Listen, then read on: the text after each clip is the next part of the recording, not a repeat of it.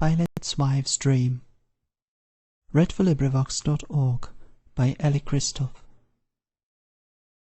I've quenched my lamp, I struck it in that start Which every limb convulsed, I heard it fall, the crash blent with my sleep, I saw depart its light, even as I woke on yonder wall. Over against my bed there shone a gleam, strange, faint, and mingling also with my dream. It sunk, and I am wrapped in utter gloom. How far is night advanced, and when will day retinge the dusk and livid air with bloom, and fill this void with warm, creative ray? Would I could sleep again till clear and red morning shall on the mountain tops be spread. I'd call my women, but to break their sleep, because my own is broken, were unjust. They've wrought all day, and well-earned slumbers steep their labours in forgetfulness, I trust. Let me my feverish watch with patience bear, thankful that none with me its sufferings share. Yet, oh, for light! One ray would tranquillize my nerves, my pulses, more than effort can. I'll draw my curtain and consult the skies. These trembling stars at dead of night look wan, wild, restless, strange, yet cannot be more drear Than this my couch shared by a nameless fear. All black, one great cloud drawn from east to west Conceals the heavens, but there are lights below. Torches burn in Jerusalem and cast On yonder stony mount a lurid glow. I see men stationed there, and gleaming spears. A sound, too, from afar invades my ears. Dull, measured strokes of axe and hammer ring From street to street, not loud, but through the night Distinctly heard, and some strange spectral thing Is now upreared, and, fixed against the light Of the pale lamps, defined upon that sky, It stands up like a column, straight and high. I see it all, I know the dusky sign, A cross on Calvary which Jews uprear, While Romans watch, and when the dawn shall shine, Pilate to judge the victim will appear, Pass sentence, yield him up to crucify, And on that cross the spotless Christ must die. Dreams, then, are true, for thus my vision ran. Surely some oracle has been with me, The gods have chosen me to reveal their plan, To warn an unjust judge of destiny. I, slumbering, heard and saw. Awake, I know Christ's coming death and Pilate's life of woe.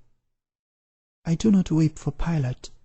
Who could prove regret for him whose cold and crushing sway No prayer can soften, no appeal can move?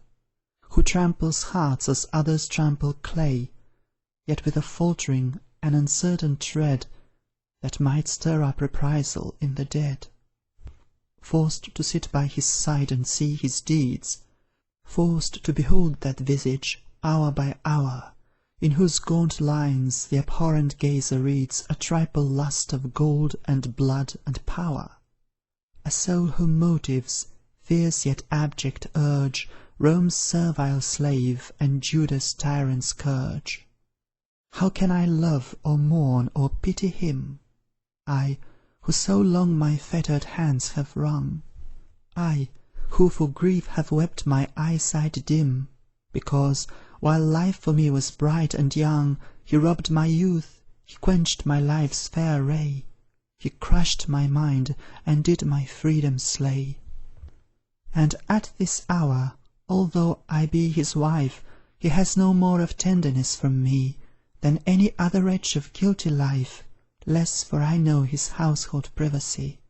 I see him as he is, without a screen, And by the gods my soul abhors his mien. Has he not sought my presence, dyed in blood, Innocent righteous blood shed shamelessly? And have I not his red salute withstood? I, when, as erst, he plunged all Galilee In dark bereavement, in affliction sore, Mingling their very offerings with their gore. Then came he, In his eyes a serpent smile, upon his lips some false, endearing word, and through the streets of Salem clanged the while his slaughtering, hacking, sacrilegious sword. And I, to see a man cause men such woe, trembled with ire, I did not fear to show. And now the envious Jewish priests have brought Jesus, whom they in mockery call their King, to have by this grim power their vengeance wrought, by this mean reptile innocence to sting. Oh, could I but the purposed doom avert, and shield the blameless head from cruel hurt! Accessible is Pilate's heart to fear, omens will shake his soul like autumn leaf. Could he this night's appalling vision hear, this just man's bonds were loosed, his life were safe, unless that bitter priesthood should prevail, and make even terror to their malice quail. Yet, if I tell the dream, but let me pause. What dream? Erewhile the characters were clear, graved on my brain. At once some unknown cause has dimmed and raised the thoughts, which now appear like a vague remnant of some by-past scene, not what will be, but what long since has been. I suffered many things. I heard foretold a dreadful doom for Pilate, lingering woes, in far barbarian climes where mountains cold build up a solitude of trackless snows. There he and grisly wolves prowled side by side, there he lived famished, there methought he died. But not of hunger, nor by malady. I saw the snow around him stained with gore. I said I had no tears for such as he, and lo, my cheek is wet, mine eyes run o'er. I weep for mortal suffering, mortal guilt. I weep the impious deed, the blood self-split. More I recall not, yet the vision spread into a world remote, an age to come, and still the illumined name of Jesus shed a light, a clearness through the unfolding gloom. And still I saw that sign which now I see, that cross on yonder brow of Calvary. What is this Hebrew Christ? To me unknown, his lineage, doctrine, mission, yet how clear is godlike goodness in his actions shown! How straight and stainless is his life's career! The ray of deity that rests on him in my eyes makes Olympian glory dim. The world advances, Greek or Roman rite, suffices not the inquiring mind to stay. The surging soul demands a purer light, to guide it on its upward, onward way. Ashamed of sculptured gods, religion turns to where the unseen Jehovah's altar burns.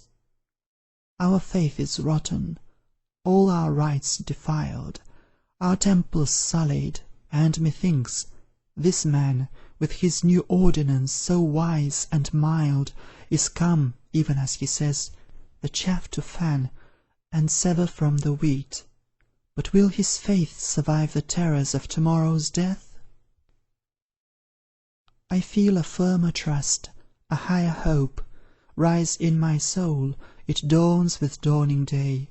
Lo, on the temple's roof, on Moriah's slope, appears at length that clear and crimson ray, which I so wished for when shut in by night.